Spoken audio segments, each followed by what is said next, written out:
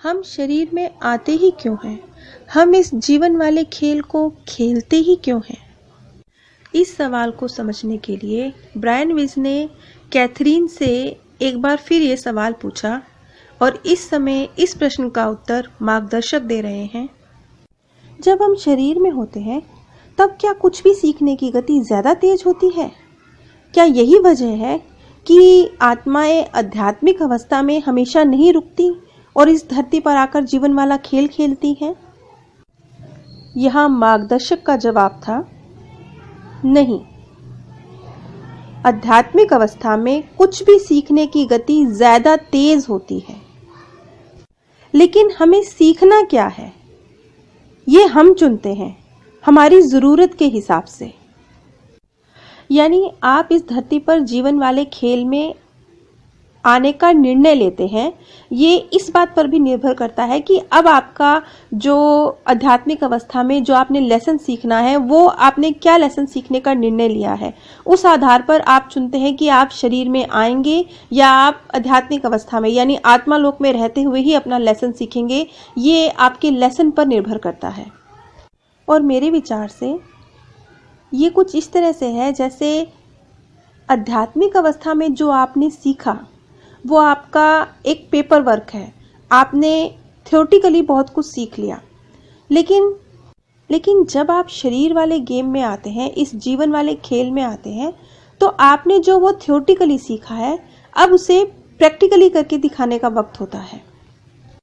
और आप क्या सीखना चाहते हैं उसके लिए रिश्तों में आना कितना महत्वपूर्ण है, ये बात भी इस बात पर भी निर्भर करता है कि अब आप आध्यात्मिक रूप से जीवन वाला खेल चुनते हैं, यानी अपने लिए शरीर चुनते हैं, एक धरती पर आकर जीवन जीने का निर्णय लेते हैं।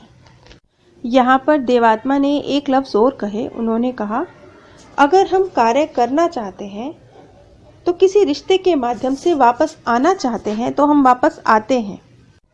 हम लोग आध्यात्मिक रूप से कभी भी जो लोग इस धरती पर जीवन वाले खेल में हैं उनसे संपर्क बना सकते हैं, लेकिन हम संपर्क बस तभी साध पाते हैं जब वो बहुत महत्वपूर्ण हो। इसीलिए आपने देखा होगा कि मार्गदर्शक के एक्सपीरियंस इतने आसानी से नहीं होते, सपनों के माध्यम से संदेश इतने आसानी से नहीं मिलते। क्यों? क्योंकि वो बहुत महत्वपूर्ण केस में ही इस प्रकार से आत्माएं हमसे संपर्क करती हैं। अब यहाँ पर मार्गदर्शक के जो बिल्कुल एग्जैक्टली वर्ड थे, उन्होंने कहा, आध्यात्मिक रूप से आप कभी भी भौतिक अवस्था में रह रहे लोगों से संपर्क कर सकते हैं, लेकिन तभी जब कभी बहुत महत्वपूर्ण कार्य हो। अगर आपको कुछ बताना हो, कुछ ऐसा बताना हो जो उनके लिए जानना बहुत जरूरी है। आप संपर्क कैसे बनाते हो? आपके संदेश किस तरह से आते हैं? अब यहाँ पर एक इस तरह का सवाल पूछा गया है कि तुम संपर्क कैसे बनाती हो? तुम्हारे संदेश किस तरह से आते हैं? ये मार्गदर्शक के विषय में पूछा गया है।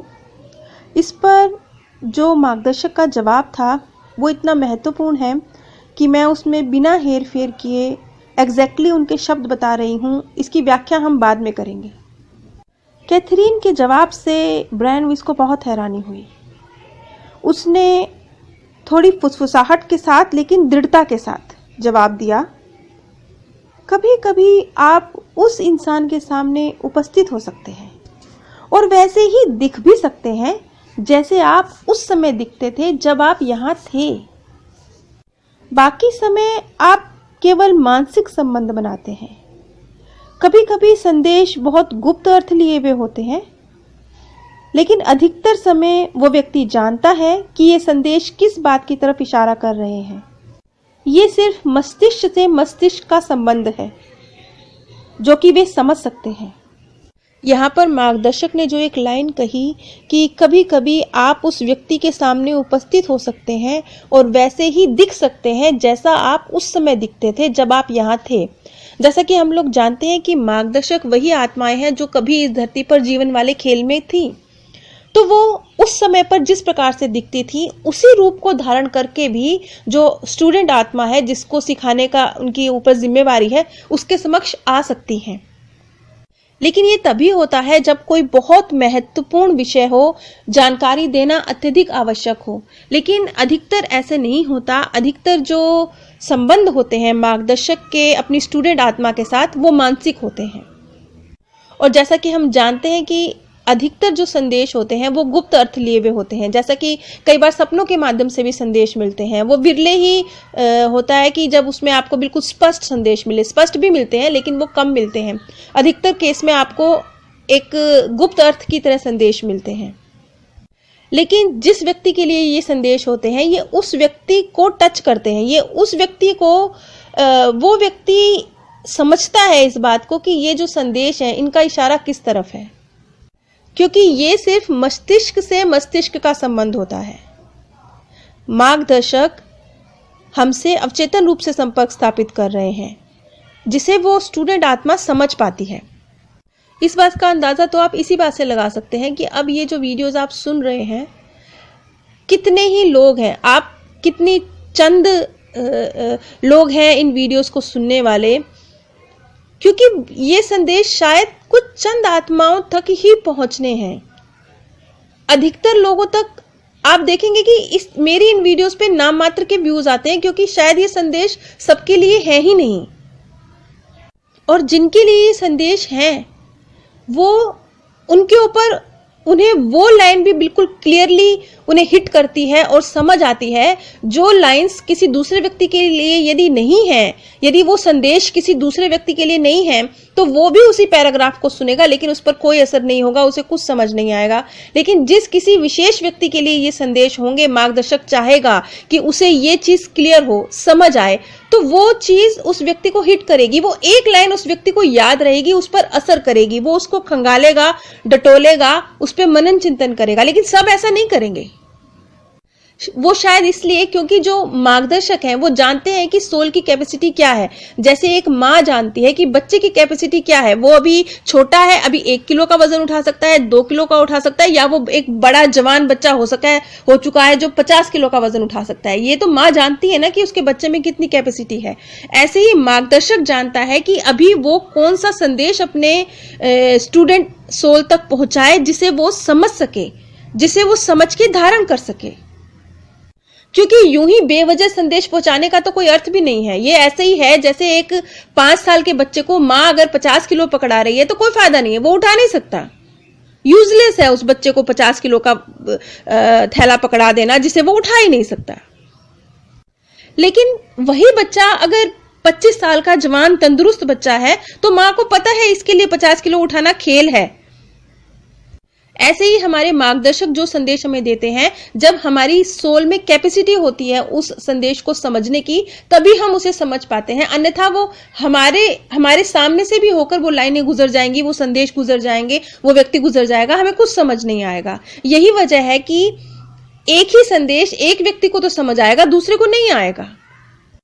अब क्योंकि ब्रैनविस जानते थे कि इस समय कैथरीन नहीं बोल रही है, इस समय मार्गदर्शक बोल रहे हैं, तो उन्होंने एक अगला सवाल जो कैथरीन से किया, उन्होंने कहा, अभी जो भी जानकारी तुम्हें है, तुम यह जो भी सूचना, जो भी ज्ञान इस समय जो बहुत महत्वपूर्ण है जो आप दे रहे हो, वो तुम्हें भौतिक अवस्था में, जागृत अवस्था में क्यों ज्ञात नहीं रहता, क्यों याद नहीं रहता? इस पर कैथरीन का जवाब था, मैं सोचती हूं कि वो मुझे समझ नहीं आएगा, मैं उसे समझने के लायक नहीं हूं। इसी लाइन से आप समझ लीजिए कि मार्गदर्शक चाहे कैथरीन के थ्रू ब्रैनविस तक संदेश पहुंचा रहे हों, लेकिन अनेकों संदेश ऐसे हैं जिन्हें खुद कैथरीन भी समझने की स्थिति में नहीं है। उसकी सोल भी इतनी कैपेबल नहीं है कि वो मार्गदर्शकों के उन संदेशों को समझ सके।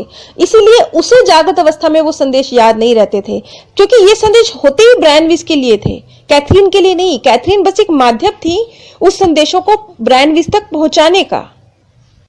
और जब कैथरीन जागृत अवस्था में होती थी, सम्मोहन से बाहर निकलती थी, तो वो पूरी तरह से भूली हुई होती थी कि उसने क्या कहा है। लेकिन ये चीज तब नहीं होती थी जब वो अपने पास्ट बर्थ में जाती थी, तब नहीं होती थी, तब उसे सब याद रहता था। लेकिन जब जब मार्गदर्शकों के संदेश उसके द्वारा मिले हैं, तब तब ऐसा हुआ है कि उसे सम्मोहन की अवस्था से बाहर आने के बाद कुछ याद नहीं रहा है। और ऐसा क्यों हुआ? इसका जवाब भी कैथरीन ने इसी सेशन में दे दिया, जो एग्जैक्टली कैथरीन के शब्द थे।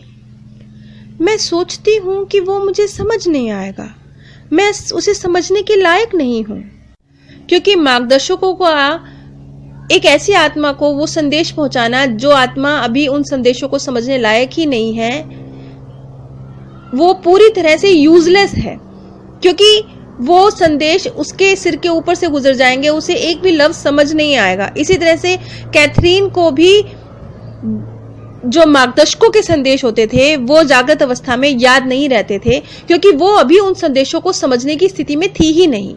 उसकी सोल में अभी इतनी कैपेसिटी शायद नहीं थी, इसलिए उसके मार्गदर्शक द्वारा ये निर्णय लिया गया कि जागृत अवस्था में वो इन सारे संदेशों को भूल जाएगी।